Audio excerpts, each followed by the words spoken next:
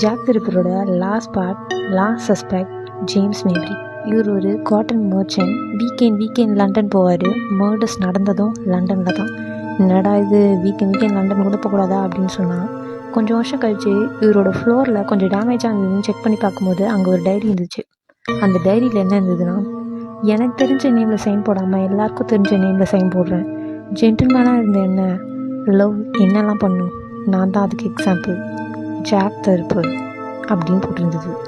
James மேப்ரி கூட watch ஒன்று கண்டுபிடிக்கிறாங்க. அதாவது காந்தி காலத்துலலாம் ஒரு வாட்ச் இருக்கும்ல, செயின் மாதிரி, அந்த மாதிரி ஒரு வாட்ச் கண்டுபிடிக்கிறாங்க. அந்த வாட்சுக்கு பின்னாடி இறந்து போன பெண்களோட பேர், அதாவது ஆனி சாப்மன்னா ஈசி அந்த மாதிரி போட்டு I am Jack, I am Maverick அப்படின்னு போட்டிருந்தது.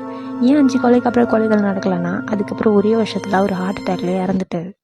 ஒருவாறு இவர் தான் கொலை பண்ணிப்பாரோ அப்படின்னு கேட்டால், ஸ்பாட்டில் இவரோட ஃபிங்கர் பிரிண்ட் இருந்தால், இவர் ஒரு காட்டன் மர்ச்சன்ட் அப்படின்றதுனால இவருக்கு மெடிக்கல் நாலேஜும் இருக்கிறதுக்கு வாய்ப்பு இல்லை. இவ்வளோ தான் இந்த கேஸ் முடிஞ்சது. யாராக இருக்குமோ கமெண்ட்டில் சொல்லுங்கள். அடுத்த வீடியோவில் பார்க்கலாம்.